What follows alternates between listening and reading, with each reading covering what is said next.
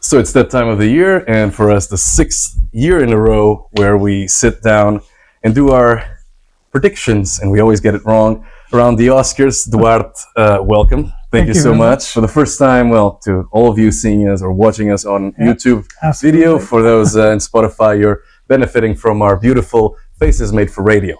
As usual, it's not the show is about the Oscars. This episode is about the Oscars, but we always like to take the opportunity to see this as the end of a cycle. So Duarte, I've talked for too much, but man, thanks once again. I think over to you, 2023, your take on the year. Yeah, it was a great year actually. I when I was reviewing the top 10 films of 2023, and mind you, as you just said, there was a lot of films that I hadn't been able to see because the release dates were a bit off. I still felt that the year was really, really strong. There was lots of films that maybe I wouldn't consider for, a list of Oscar nominations, but certainly still films that really entertained me, that thought added lots of value. I just think that a lot of the great films that we've seen this year tapped into various different genres as well. There was a bit of everything for everyone.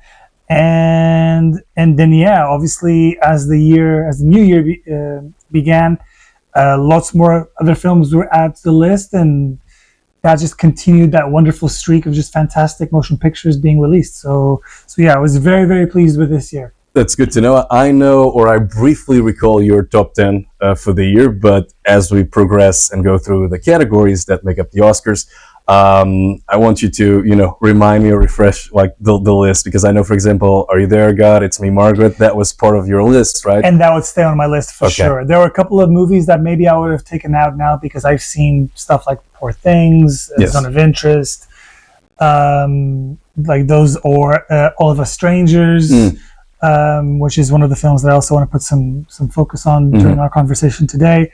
But yeah, Are You There, God? It's Me, Margaret.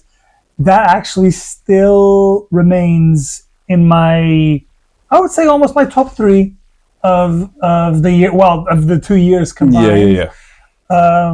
I think it's. I mean, I'm not going to argue that's a movie that needed to be in the Oscars. So that's the only thing I won't go through. But certainly, it was the film that probably resonated with me the most. Along with Past Lives and The Holdovers. I think those were the top 3 films that I would say for me. And yeah, I mean, I could have tried to squeeze that movie into the Oscar nominations, but again, because we had such an amazing list of really rich films that I think sort of like tap in more to the criteria that the Oscars tend to follow. Yeah, I'm not going to pose an argument for that. I would still ask people at home, if you're listening or watching, to actually watch that film, because I think it's a wonderful coming of age that kind of like really relates to what was it like growing up during like those puberty years. And I think obviously it sheds a bit more of a light onto the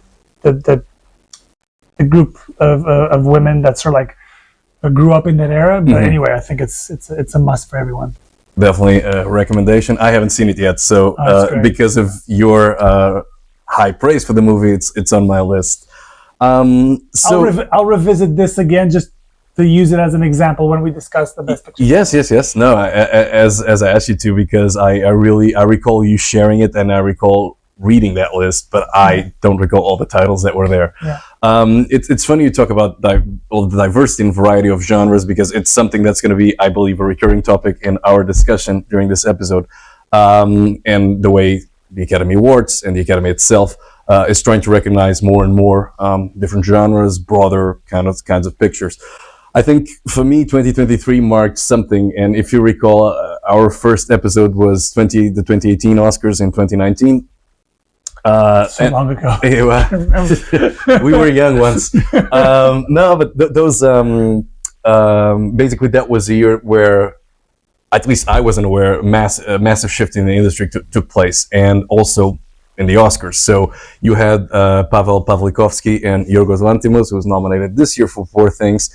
It was the first time you had like two foreigner directors, nominated in that category, and certainly that has been for me. It started a trend that culminated or reached its zenith this year or last year in 2023, where you have world cinema now more and more at the front and center of the movie industry. And I think it was my review on Fallen Leaves, and I need my cheat sheet here, but basically it was on that review where I pointed out that these days, if you want the dry, witty dramedies, you go to Scandinavia plus Finland, so all the four countries.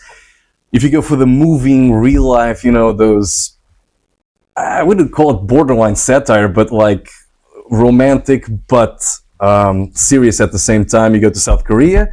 If you want affordable but good value for your money, visual effects, horror, you go to Japan.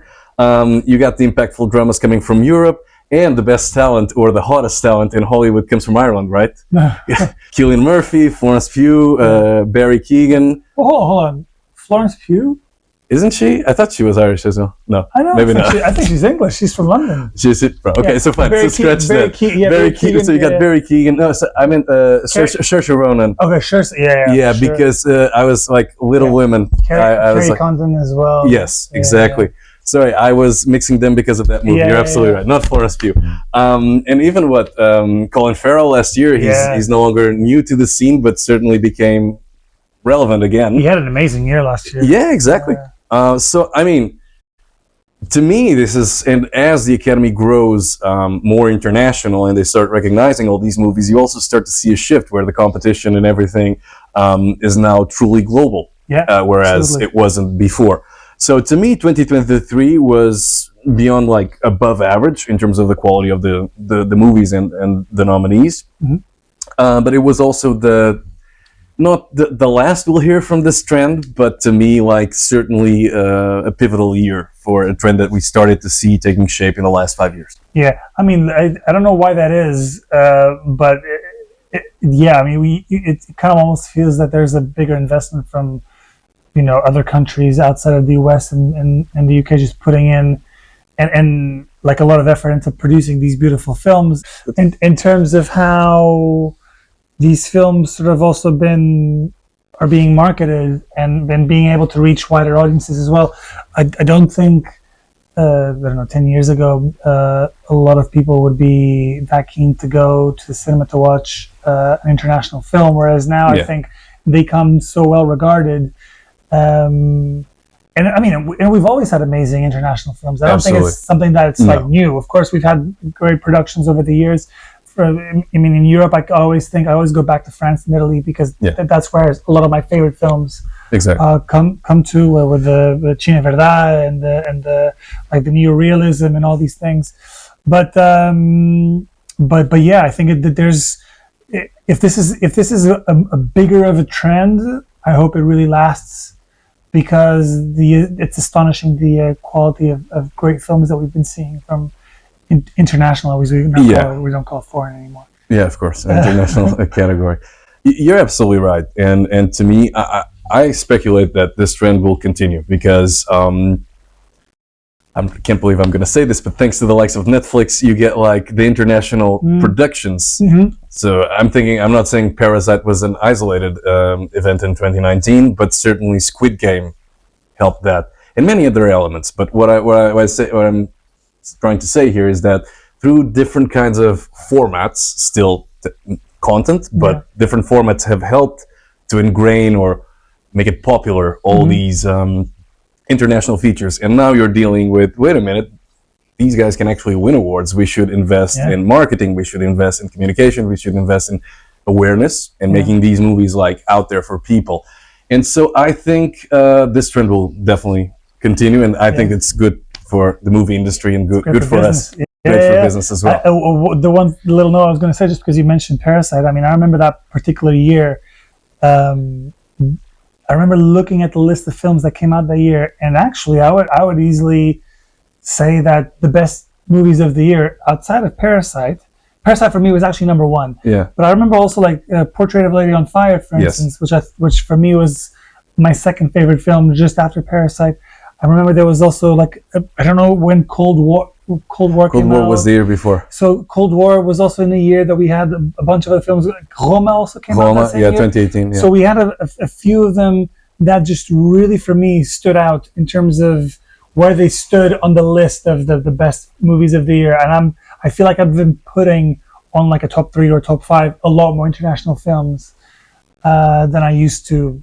10 years ago. Exactly. Same. Yeah. Same. So I think this, like, we're not tiering movie fans or movie audiences, but like even people like us that watch more than average in terms of the number of movies we watch per year.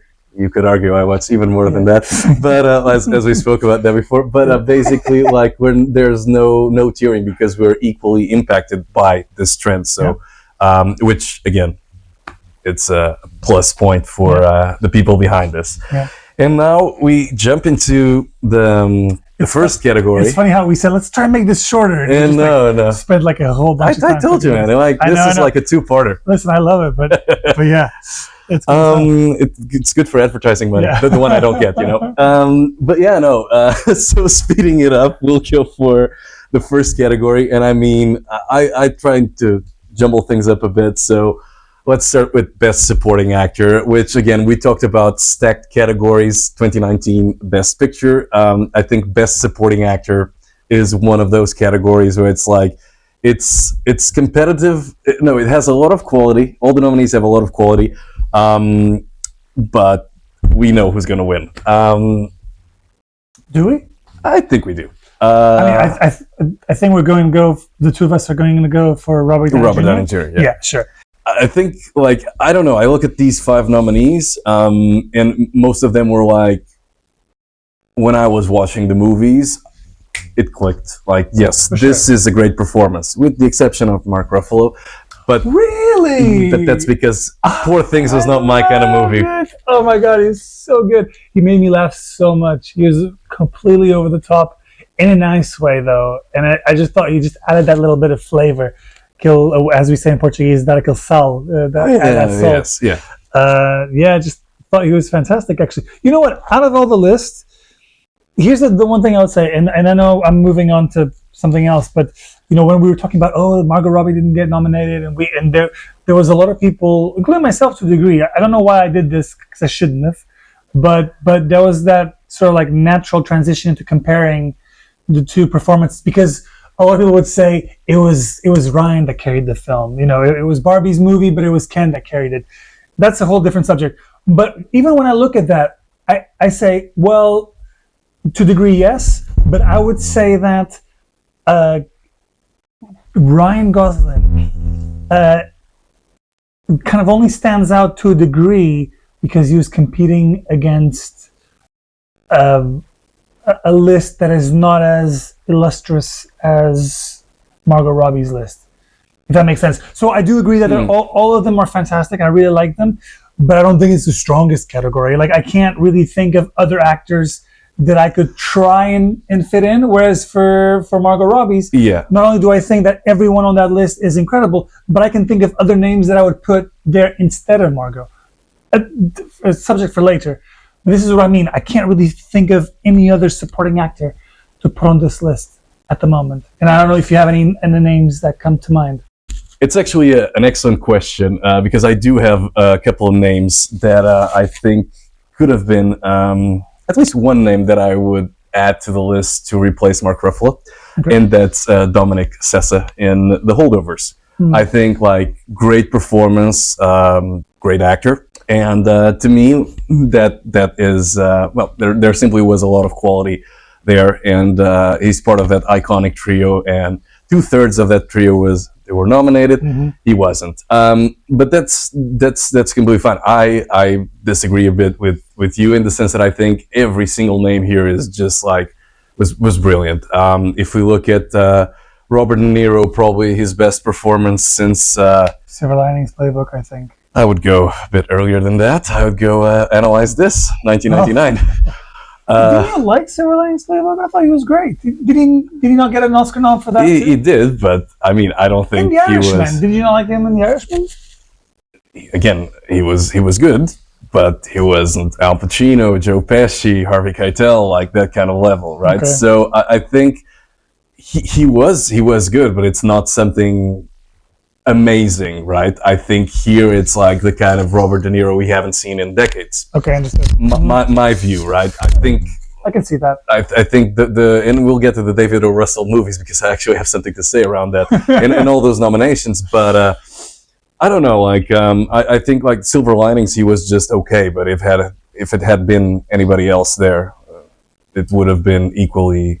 Yeah, I don't know about that. I do agree in the sense that maybe other actors, other talented actors could have done that role because the role I thought was really well written. Yes. So anyone who has good acting chops can do it. So I don't think it's something that only De Niro can do it. Yeah. But I did think that he was better than okay. I thought he was really good. He made them. I liked the movie, but he was one of the reasons why it was so much more watchable. Yeah. In my eyes. Fair enough. I mean, I'll give you that. And also because, because I know you're a big fan of De Niro, there's also that part of you that is constantly rooting for him. Like you want to see him do great. You want to see, of course. You want to see him do the level of acting that we've been used to for many decades. Really. Yes, of course. Actually, I just found out he's my most watched actor through Letterboxd. Oh, okay. 38 movies. Oh, wow. Jesus. And then, like, granted, De Niro to me was like great in The Killers of the Flower Moon. The other name that, again, I'm gonna leave Robert Downey Jr. for like or rest for a while is Sterling K. Brown. Again, I have a very specific criticism around American Fiction, around the execution, not the performances. And I think both Jeffrey Wright and Sterling K. Brown, both nominated for the Oscars this year, I think they're equally great. And I disagree with the direction they went, like the two plots that are used in the movie. But if we have to go with that direction, we have to mix the personal and the professional side of the main character. I think then you need someone just like Sterling K. Brown who can deliver that performance and act as the counterpart, the opposite almost to our main character and author. And I think he was just brilliant. When I saw like his name popping up, I was like, great. Yeah, I agree with you 100%. And actually, as soon as I left the cinema, and I've been having this conversation recurrently, and this applies more to, well, this could apply to anything, but I often speak in the terms of how a movie made me feel, but also how performance made me feel. So even if I can acknowledge that Downey Jr.'s performance is quite powerful and really well acted, he doesn't miss a beat. He's acting under a very difficult scenarios, also alongside great actors as well. So it's, you could argue that it's almost more difficult to shine at some points. I mean, the argument goes both ways. You can say that if you're surrounded by great talent, then you will flourish. Elevated, exactly. But then on the other hand, is like sometimes they can swallow you so much because they can overpower you. I guess. So it could go both ways. But anyway, I looked at Sterling K. Brown's performance, and I just got so many different feelings come throughout the entire film in a good way. I mean, it just made me feel so much more. I will hold on to that performance over the years to come a lot more than Downey Jr. If Downey Jr. wins, I think he's going to win. There's not a bone in me that won't say that it wasn't deserved, because it's deserved. He was indeed fantastic. But the personal side of me would love to see Sterling K. Brown win, because at an emotional, personal level, it resonated with me a lot more. So that would be my favorite. Fair enough. I think, again, like, no complaints there if that were to happen, and it was a very powerful performance. I think then we can move to Ryan Gosling and Barbie as Ken. Again, I think he's more than good. He's enough. He's great. I had to go for the pun. But no, I think listen, he made the movie, and the reason why potentially the movie was seen by, I need to say this, but the movie was heavily politicized by both the left and the right. I think Ryan Gosling as Ken was able to, work as a buffer and make sure that people would see the performance, like based on that performance and just like the fun bit that he brings to the table, including the Casa Dojo Mojo house, right? Yeah. I don't know if that's the right order, but again, all these little things help to diffuse a situation that could have exploded, and it did in a way, but not. It wasn't as severe as it could have been. But don't you think that Margot also kind of like did the same thing as well? Because she's quite a well-respected actress, and she kind of like. She is well respected. I'm not saying that. I'm saying that. No, but she, you know what I mean. She took that role to sort of like do like a satire. She poked fun of herself. She was. I don't know. I just feel like I would see that both of them were going for the same sort of effort. And I mean, that's valid. I think I agree with you. To me, it's just what is the outcome, and like Margot Robbie going for that funny bit. Like we've seen that in even her cameo in The Big Short in 2015. Mm-hmm. We've seen that before. I don't think there was anything particularly new there. So it's good. It's good. But with Ryan as well. No, but that's the thing. When have you seen Ryan Gosling play like this foolish like character? The Nice Guys. The Nice Guys, exactly. Still, like, okay, I get it. To me, every time I come back to The Nice Guys, it's like he went for a bit of the foolish side, but he's still. It's like a spoof of Drive, the way I see it. And also, what's the other? I'm not having a blank now. Where he's dating an inflatable doll. I mean, it's not the Lars and the Real. The tone is obviously a bit more dry and serious in some points, but it's also kind of a different tone. Okay, no, I'd say it's different, right? So to me, it's like yes, it has been done before. Both Margot has done it and done it very well. I'm not saying she didn't do very well in the movie. Yeah. What I'm saying is there's no novelty effect. Whereas you take Ryan Gosling, someone who's known for the memes, for roles in Drive, The Place Beyond the Pines, and other serious movies. Blue Valentine stuff. Yeah. Exactly. The other one from Nicholas Winding Refn, Only God Forgives. Yeah. Heavy character studies, like to do this like something foolish or more easygoing and succeeding. I think that's the element, the secret element of the movie. Okay. And to me, like he should have been nominated, and he was. I don't think he will win, but yeah, no, definitely great performance. When like we touched on Mark Ruffalo, I'll let you sing his praises. I have nothing to add there. No, a lot more time. I mean, I actually thought he was great. I think Poor Things works because of a lot of different elements, and on the acting side, for sure, I think him and Emma Stone were just a great partners. Just had a great partnership.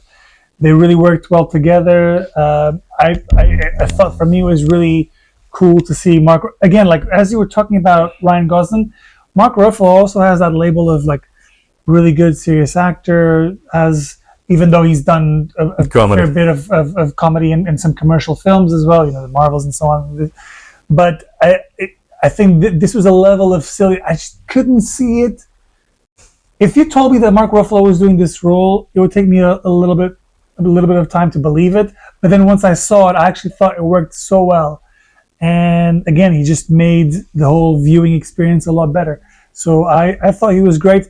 In fact, in to some degree, I would almost argue that the two main contenders for this category will be Downey Jr. and Mark Ruffalo, actually. Again, Sterling K. Brown is my favorite. Yeah. But I think probably when it comes down to the wire, if it will come down to the wire, because there's a big part of me that if I was to put all my savings into one person, it would be Downey Jr. Yeah. But if there was someone kind of like breaking in, that would probably be Mark Ruffalo, in my opinion. Fair enough. I would have preferred, like I said, see Dominic Sessa as the fifth name in this category, but I completely understand where you're coming from. He's a great shout. And he will be eventually recognized, we hope, for whatever movie he ends up starring in next. I think it was like one of those breakthrough performances that you're just like, whoa. Like, I don't know, like recently, other names that, what was it that we, Barry Keoghan a couple of years ago. Just like, whoa. Like, you stand and take notice. Which brings us to, I think, the only name that we haven't talked about yet. We just mentioned him like 3 or 4 times already throughout but the first 30 minutes of conversation. but Robert Downey Jr. And I mean, it's just I have to say, should win, will win. He was just great, and beyond that, we go back to the narrative, the story behind like the times he was nominated, his personal life, etc. I just think, like all of that plus a great performance leads into almost a lifetime achievement award. That's well delivered. I don't know. Yeah, it's just nice to see him do something other than Iron Man. I think that's it. I mean, and I know of True. course he's done other stuff, but No, Not meaning- in the last 15 years, no. well, he's had like Due Date, and he has like Yeah, and The and Judge with Robert and the Duvall. soloist, but that Yeah. was like what a small percentage of the movies he's been on. Sure. He's been Iron Man for the last 15 years. congrats, Downey. Junior. Uh, And still on the supporting side, and this is one where if I thought that supporting actor was packed with talent and crowded, I felt that the supporting actress category, there were some surprise nominees, and certainly some names, or I don't think it reflects the best of the year. Some of the names there don't reflect the best names, the best female supporting performances that we've seen in 2023. I don't know, like we talked about it before, right? But maybe let's start with the people that were nominated. list is really strong. I mean, I think really overall, this year's best performance all belonged to women. Yeah. I think both in the leading category and the secondary or the supporting category. one, yeah. I think this one here just has a bunch of great names. I could think of a few more to be added to this list if we wanted to. We've obviously discussed Sandra Huller. in Zone of Interest, which could have been a shoe-in very easily for this one. Yes. I said I wouldn't do it, but I'm going to do it anyways. Again, I'm not suggesting it's in the same category, but I love Rachel McAdams and Are You My God, It's Me, Margaret. Yeah. I thought she was fantastic. And I feel like there's other names that I'm probably not throwing in, but feel free to step in. Well, thanks. I would say Rosamund Pike, and I know you dislike Saltburn, but I mean, I don't think Carey Mulligan should have been nominated for something that was just a glorified cameo, even though she was great in it. What do you mean? Carey Mulligan in Saltburn. Yeah, but she's not nominated for that. I said no, and I said some people made or commented that she should have been nominated. Oh, sorry. For that role. Yeah. Really? Yeah. Who? People. Well, we'll get to these people in a bit, but It's a powerful lead. Yes, I think Rosamund Pike surely was a name that I would have liked to have seen there. I disliked the movie quite a lot, but I did think that she was great. She was my favorite thing in it. There you go. Granted. And so these are just some of the names. Sandra Huller as well in Zone of Interest. I think these were the two that I would use or that I would select to replace first America Ferrera, whom we'll get to that in a second. Listen, Okay.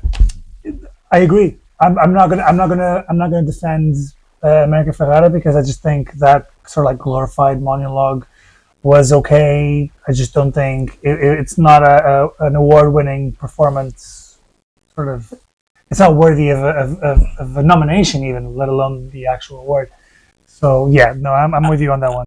I just think, on that, I need to be fair. Even on my favorite movie of all time, Network, Ned Beatty was nominated for essentially the same thing, a glorified monologue. It's true. It's discussing iconic versus something that you won't remember tomorrow. Some people might. I don't know. I don't, but I really don't, and I really don't know why she was nominated. It was always for that the shock factor. I really don't know, and I think either of them would have been a better fit. I also like. I cannot really comment on Niad and Jodie Foster other than They're good. they're good. Both of them. It's just the movie. Annette Bening and The movie is average, but they make Elevate. It, Yeah. yeah, they're terrific. Sometimes that's Yeah. that's the case, right? And I don't know if you saw The Color Purple. I didn't. With Danielle Brooks, like that's I wanna watch another it. nominee that I have nothing to say, cannot comment because I haven't seen it. Mm-hmm. But then if we go back to both two great performances that I think that we need to be mentioned, and those are the ones delivered by the two other nominees. First of all, Emily Blunt as Mhm. Kitty Oppenheimer. I think I'm not going to say she offers any redemption to Christopher Nolan and his inability to write female characters. I think she was a well written character, well directed character. I'm saying that also that the baseline or the threshold was quite low for Christopher Nolan movies and female characters, and it's a famous internet meme that has accompanied his career. I do think that Kitty Oppenheimer. I had this discussion with someone who said she's still not there yet because Kitty Oppenheimer is portrayed as hysterical constantly throughout the movie. I mean, as a man, I didn't find her to be hysterical at all. In fact, one of the few moments that are ingrained in my memory is when she stands up for her husband during the interrogation scenes, Yeah, right? yeah. So I remember that vividly. So to me, she was Quite assertive, wasn't yes, she? Yeah, and also a bit, toxic in a positive way, right? Yeah, the kind of yeah. like the comments. she was measuring up against a room full of men, and Exactly. she was. And yeah. I think, yeah, and I mean, I've seen Kitty Oppenheimer being portrayed by Bonnie Bedelia in The Fat Man and the Little Boy, 1989 movie by Roland Joffé with Paul Newman Okay. in the role played by Matt Damon of the General, and the guy from the A-Team, Dwight Schultz. Okay. Dwight Schultz, he played Murdoch, didn't he? Yes. Yeah. Classic. And he played Oppenheimer. Okay. So yeah, didn't know he that. played Oppenheimer. It's interesting, but again, that's like if people have any criticism about the portrayal of Kitty Oppenheimer, I would say go watch that movie and then come back and Yeah. see something better. And it's great to see Emily Blunt. I know you like her as an actress. I do as well. And it was for me, she was the constant reminder, more than Florence Pugh, who was not born in Ireland. Did you know that? I found out that today. No, basically, I think she's like the both his supporter and his biggest critic. Yeah. And I think that was a great role. I don't know if you have anything to add on that. No, I agree. I agree with you on that one, and I was heavily impressed. Again, going back to what we were discussing earlier about when you have like all these great performances, sometimes they can either overpower or sort of overshadow, or it actually helps to elevate. I think in this case, everyone was kind of like elevating each other in many ways, and For me, it's still Davin Joy Randolph. But do you think? Okay, because I feel like you're going to say that because you've been very complimentary of her. But do you think that Emily would probably be next in line? To me, yes. You asked me. Okay, I'm gonna say who I had first would be Davin Joy Randolph. Second, definitely Emily Blunt. I think she to me she's like almost vindicating the fact that Claire Foy wasn't nominated in The First Man, which takes us back to our first episode ever. Yeah. But I did not like her. I like the eye roll. I remember that. But I think she would be the second in line, especially because like, not that there's an urgency to award her, but there was an urgency to recognize her. She's been through delivering so many great performances throughout the years. Also against Cillian Murphy in The Quiet Place Part 2, if you remember correctly, right? Yeah. I just realized that the other day. I was like, I saw them together before. Yeah. And I think it's about high time she got recognized, but she will still play the second role, or she would still take the second place just because I think if it would have been a punchier performance, if it would have been a punchier material, the material would have been a bit slightly more, this is Kitty Oppenheimer and let's dedicate a bit more time to her in the context of everything, which I know that's not the goal of the movie. that would probably elevate or improve her chances. Have you seen Maestro? I can't remember. No. Okay, so because that's the thing, like Carey Mulligan is incredible, and I do think that she's one of the best actors out there. I think every time I see her do anything, she just commands the screen with such at ease. She Yes. could do any role very easily. Yeah. She never goes over the top, No. even when she's delivering like a, like I remember. Promising young woman. No, but I'm just thinking about even in Maestro, for instance, one of my favorite scenes was a scene where she's like really like furious at him and just calling him out on his sort of behavior and Yeah. demeanor. And that doesn't seem hysterical at all, but it is over the top because she's angry, like any person would be in her situation. Yeah. I think. Anyway, I thought she never missed a beat. Everything was even when you could say it was exaggerated. You can't really say it was exaggerated because everything just felt so natural, so real. And you're just like listening, and just those words were, even though they were directed at Bradley Cooper's character, Leonard Bernstein, you would feel it in your bones, right? You would feel like, oh shit, I'm sorry for the cursing, but she's going at you. Yeah. And I thought she was just so good, and she had other wonderful moments sprinkled out through the film. In fact, you would argue that Maestro is actually Carey Mulligan's movie. I think he's great. That was mentioned throughout the awards season. Like, if Bradley Cooper is out, Carey Mulligan will certainly be in. That would be the reverse Barbie, right? I mean, yeah, sure. I mean, listen, I honestly think that she's. But were you suggesting that she is a supporting actress?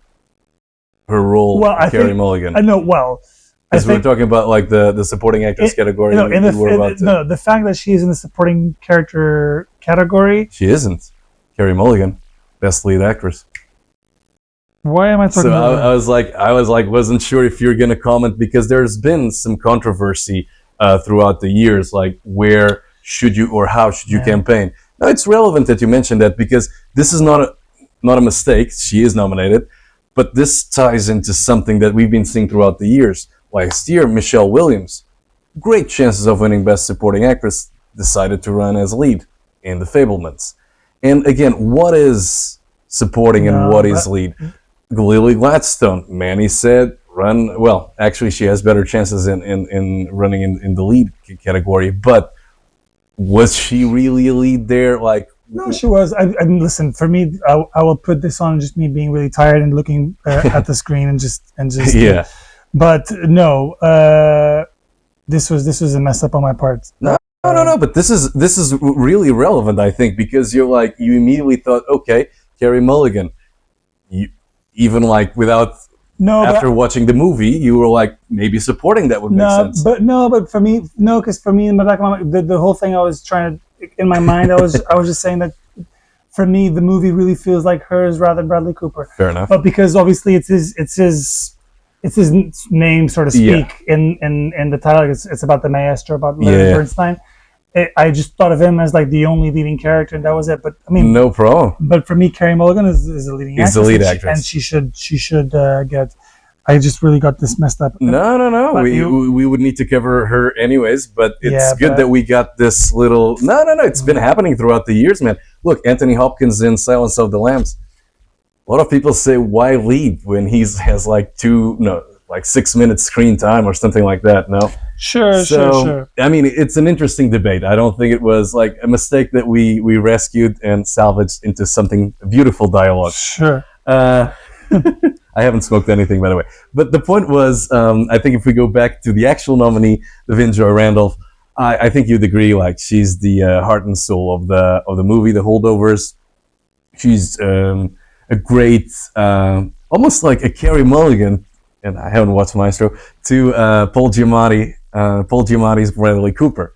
And I think it was really a great performance. She is the soul of the movie. And yeah, like, she should win. She will win, in my view. Yeah, I think in terms of the list that you have here, for sure, I haven't seen Daniel Brooks, so it's the only one that I can't really comment. Yeah. Putting the supporting side, we find another supporting element, which is screenplay, right? Again, adapted screenplay. It was a packed category. I think we will have a point of discussion here around one of the nominees, but I'm just going to say something around one of the non-nominated movies in this category, and that's The Killers of the Flower Moon, completely absent. And that's probably because of the controversy that rose after the nominees were announced, where apparently Paul Thomas Anderson rewrote the script as opposed to Eric Roth. So, I mean, if that was the case and there was like, should that name be there? I'm learning this for the first time. You didn't know? Oh yeah. So basically, Lily Gladstone even said that she was only on 3 scenes on Eric Roth's original script. So all the rewrites, I mean, Paul Thomas Anderson hasn't confirmed nor denied, but there's been like silence proves that he's right, or that this actually took place. So, I mean, to me, if this controversy is right, then if you couldn't get the right names nominated, so be it. Because I think it had something to do with the guilds and the writers' guilds. But this is more of let's give Paul Thomas Anderson an Oscar very soon because he's long overdue. And also he wrote or co-wrote Killers of the Flower Moon. I thought you were in on this one. No. I had no idea. I mean, obviously, I thought it was a bit of a weird absence, and everybody thought so, right? And then on top of also adding Barbie in the mix of things, why isn't it adapted screenplay? Well, that's the thing, and we go back to the little Carey Mulligan faux pas that you committed. Like, what is adapted, what is original? Like, this was inspired by a doll. There were plenty of Barbie movies, animated Barbie movies, but this is still an original story. It's not an adaptation of an IP that existed before as a book. So I think here it would have made sense if they ran in the original one because they would actually have a better chance of winning. I still think they're going to win. I don't think the movie should win, but hear me out. This is the first point of our Barbie dialogue. I think Greta Gerwig created something that's personal and something that the movie wasn't for me. I'm just going to say this to begin with. That said, I think it's a movie that resonated with a lot of people. There's this nostalgia effect, and I think it would have been very easy to go down the rabbit hole. I'm not going to say the movie is perfectly written. I think she made something very good out of it. And this is the category where she should be nominated. No. I just like, I appreciate the fact that it's in there. I just don't like, I liked Barbie quite a lot, but I don't feel that strongly about it as a nominee. Well, just because I look at all these screenplays here, even on, okay, let's pretend I believe it's an adapted screenplay. Yes. I just look at the list, and I just think that there's such a big difference between Barbie and everyone else. And I really like, and I really liked it. I thought, I appreciate all the success that it's been having, and I think it's well worthy of it. But I don't know. I just look. I'm just thinking about those, those big blockbusters that all of a sudden end up getting up for awards that I just can't quite understand. Like, I'm going to use a really silly example. Like, I'm thinking about like the Black Panther, for instance. When the Black Panther made it into all these different categories, including Best Picture, I understood why the film had a huge success, both with critics and box office. I understand why it means a lot in terms of the pop culture and all that stuff. But was it really worthy of all that praise awards-wise? I'm happy to see it nominated in various different categories, but I don't feel that strongly about it in any of them, except for one category, which we'll discuss later. Listen, fair enough. And I think for me, the fact that there was a lot of like battles between Greta Gerwig and Mattel around some scene, some message, the tone. I think that by itself, like just honoring that fight to get something delivered that is true to a specific message, to a specific angle you want to bring out, and still like persevere and create it. I think this is where it deserves to be nominated. That said, take a look at the rest of the list, and you see like incredible pieces like no, Oppenheimer. Killers should have been there.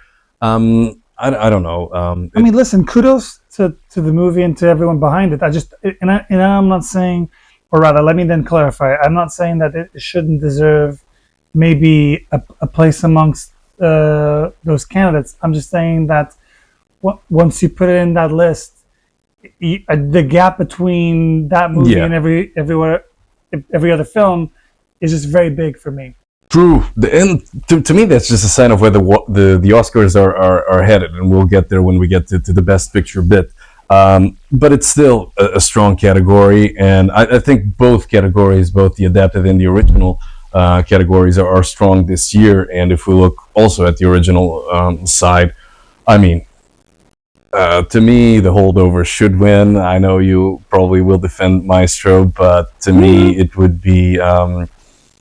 I don't know. It's just the Holdovers versus Anatomy of a Fall. I mean, if I recall, what was it? American Fiction is on the adapted one because it was based on a book, and so was Poor Things. I think, again, I was saving this for the Best Picture debate, but American Fiction, to me, is good.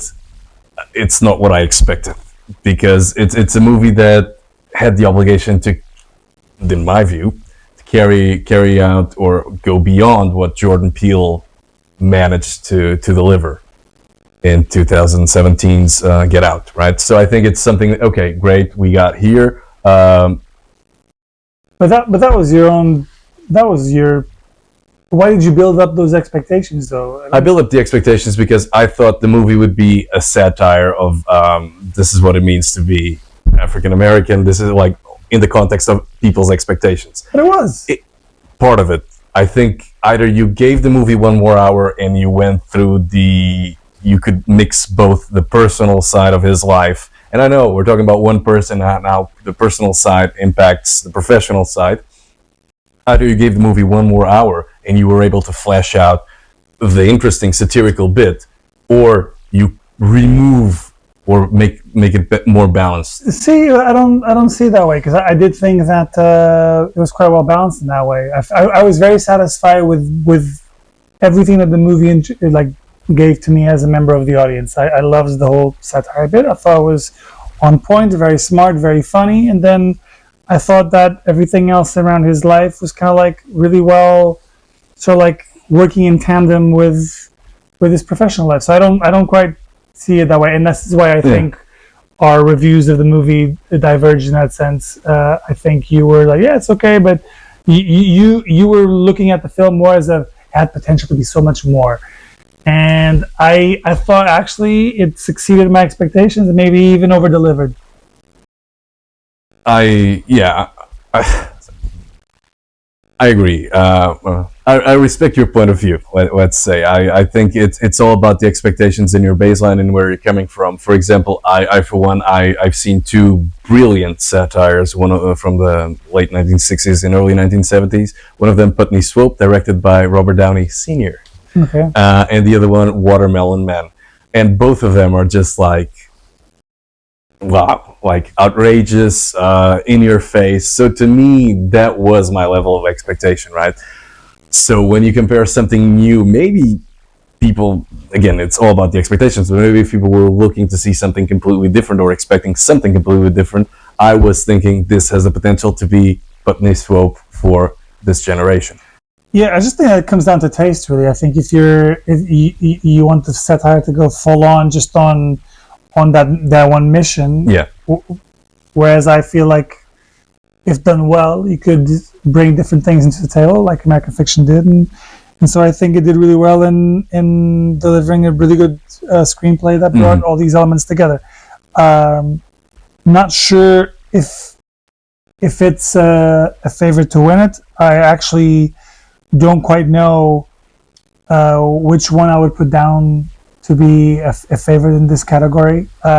I think Barbie will be a favorite just because there is a lot of backlash going on around the nominations, and that will form the narrative of we need to recognize Barbie, other than just best original song and Okay. some of the other stuff. That said, like, to me, I'm rooting for an Oppenheimer sweep, so I would like to see Yeah. Oppenheimer win. I think it was very well made, and all those stories. Like, it would be very easy to just, like, the blank stares of Cillian Murphy and the prosthetics of Robert Downey Jr. and Florence Pugh, who's not from Ireland. Again, I found out that today for the third time. In provocative poses. It's easy to summarize the movie to that, but there's so much more, and I think the whole writing is really, really excellent. So that would be the one I would pick. Yeah. The one that I think probably like stands out in, I'm gonna call it a special way, I guess. I do think that Oppenheimer is probably my favorite to win it. But Zone of Interest I thought was great in the sense that it told a story from an angle that I've never seen before. I think Schindler's List, when it came out, it kind of like really got the topic of The Holocaust. exactly, and everything surrounding those horrible times in a way that was quite unique and cinematic. But this movie by Jonathan Glazer was able to kind of like flip the script a little bit and introduce the same stages, the same era, but in a much darker tone, which is also a lot fresher, I think. So I thought it was quite an interesting way of telling a story, and I thought it was really well written. Sandra Uhler's bits of dialogue I thought were quite provocative at points, which made me kind of squirm, or become tense quite frequently, which is something that I often appreciate in the written word when you're putting it on a piece of paper and you're asking the actors to act, to put them out there for the world. If it causes that kind of like really sort of visceral reaction, and you're convinced that she or he means it, then I think it's because the power of writing is so on point, and I think The Zone of Interest did that really well with very little. I don't think, obviously, when you're competing against a movie that has 3 hours and lots of dialogue, it's one thing. But I just thought they did a lot. They did too much with very little, I think. Very true. I mean, Zone of Interest, I thank you for reminding me. I completely forgot it was nominated in that category, just because in recent years, movies like Dunkirk, and again, Jonathan Glazer's last movie, 2014's or 2013, it came out in 2014, but Under the Skin, right? Movies that are excellent, but then they go, oh yeah, what about the screenplay nomination? Well, not a lot of dialogue, not a lot of that stuff. So I actually embarked in the very same thing I'm criticizing, and I completely forgot that it was actually nominated. But it's great because, like you said, all the instructions, every little bit, the detail, because a screenplay is nothing more than a map, right? Yeah. So if you give the beautiful map or a great map, you'll get to the right direction, and or in the right destination. And I think that's exactly what the screenplay is. So I'm actually glad you reminded me of that, and I'm glad to see it nominated. And yeah. Trying to make up for the whole Carey Mulligan screw over earlier. Yeah. And on the original screenplay bit, I'm going to be punishing myself. No. On the original screenplay bit, I mean, a lot of interesting nominees. Yeah, I'm not into The Maestro as you think I am. I thought you were. I didn't even love the film. I thought it was a good film, but I didn't think it stand out. I mean, I think I'm with you on the holdovers bit. Yeah. Although I have a very sweet spot for Past Lives. Again, yes. I wouldn't mind seeing Celine Song winning. Yeah. Again, it is unfortunate that not we can't have two winners in this category because you would get Justine Triet and Celine Song. That said, I think and back to the upcoming confrontation in the Best Director category, I think you have two great screenplays written by women. Yeah. And I'm with you. Past Lives is a moving picture. I thought it was phenomenal. I don't think is Perfect Days nominated in this category. No, not No. original. Yeah, again, something that should have been in the way I see it included because I really love that movie. I've not seen it. I was having a discussion with a friend of mine because he was not too impressed with Past Lives, despite and he went with high expectations Yeah. because some of us were like badgering on him, like, "Go watch this movie; it's great." Yeah, I kept saying it was my number one of the list. Another friend of mine kept saying it was also his favorite, yeah, and he kept comparing it to Perfect Days. He said, "Like, listen, I thought Past Lives was good, but Perfect Days is a different kind of league." I haven't seen it, so I can't comment. yeah, But whatever league Perfect Days might be in, I'm just saying that. But if anything, they would coexist in the same level because it's very difficult for me to put Past Lives in a higher level. yeah. Especially when you bring up all the context of, this is a very small production. Very personal as well. Exactly. Right, You a don't very have any personal story. superstars behind it. Yeah. There's not a big budget behind it. So the fact that The story needs to be the star, right? yeah, exactly, and it does it so well. I mean, I think the story is absolutely phenomenal. It's kind of like surprising to me, and I would love to hear your thoughts on this and to help clarify this doubt in my mind. I don't understand how this movie is nominated for Best Picture, and then it's so slim in every other category. Yeah, I mean, I really don't know why. I mean, then we're stretching out to the best actress in a leading role because I would see Greta Lee. I would have liked to seen her Same, nominated. I really don't know what the issue was. Like, I spoke with some friends who went to see the movie, and one of the main criticisms was that the movie was too in your face, too obvious. So there's and I completely forgot about that scene when they were kids and they're talking. This is no spoiler, by the way, but the girl, like the kid, he goes in one direction, like straight, and she goes up the stairs. I says, "Oh, a metaphor for trajectory." I was like, I didn't think that was like too much in your face, but maybe some people felt like that, and I really don't know like what else we could have seen here. We could definitely have had Celine Song as Best Director, as a Yeah. nominee. Yeah. Greta Lee, as we mentioned. I think the cinematography was actually excellent, gorgeous. right? All those scenes at the bar and It like was gorgeous. The that, bar, who's talking to the whom. one with the fair behind them. Yes, I thought that was a beautiful shot. absolutely. And then I also really liked the one near the end. I'm not saying what's happening, but their dialogue Yeah. while waiting for a taxi. It was very poorly lit, as in it was very dark. Yeah. Not poorly lit. Rather, let me just change that. It was very dark, Dark. but it was the ambiance, the setting was so nice, and it just really added to the whole scene that we were watching. Yeah. I'm just being very careful not to Not to spoil it. spoil. But I thought it just looked gorgeous. I think. Yes, I agree, and I think this is the kind of like few of the categories we could have seen, and I'm not even going to set decoration and production design, maybe that too, but I'm not qualified to comment on that.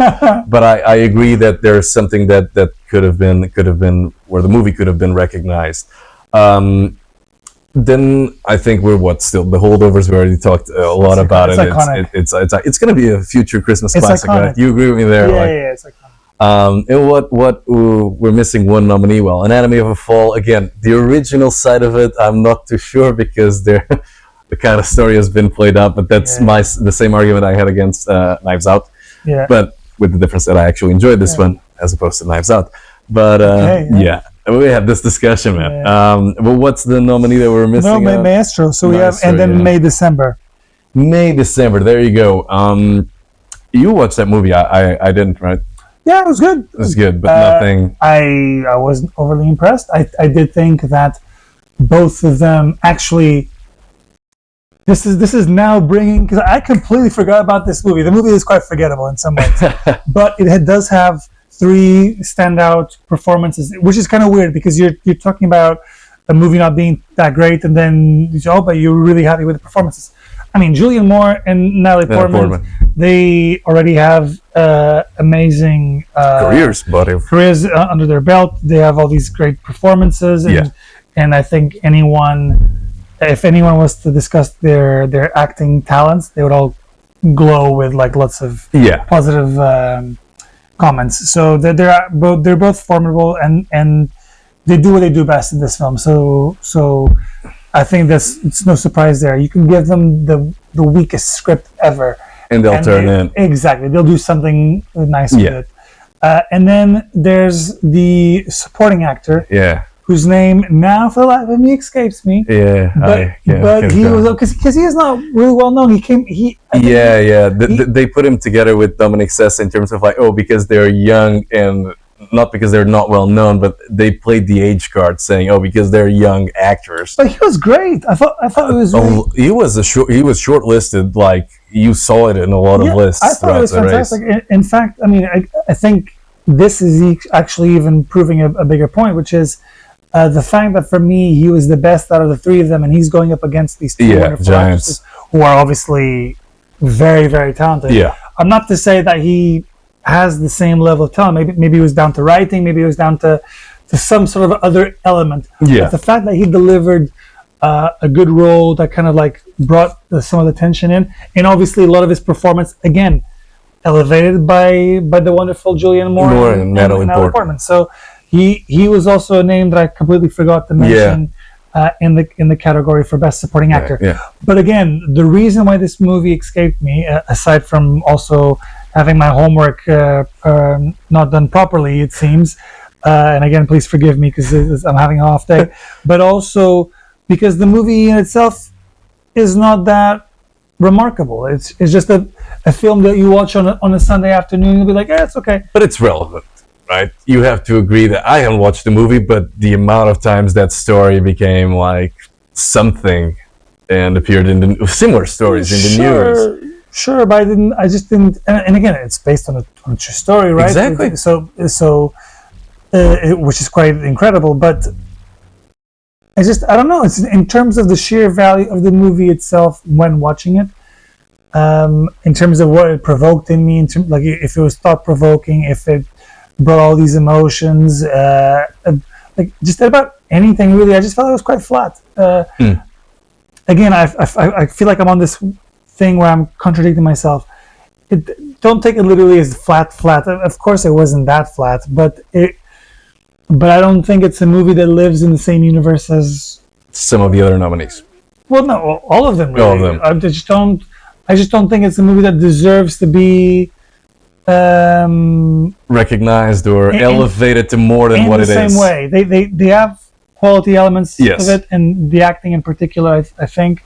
But it's not shocking that none of these other people have been Recognized. yeah. exactly. So Yeah, I mean, listen, I haven't seen it, but now you made me think about the movie that should have been recognized that deals with the very same topic, even more dramatic.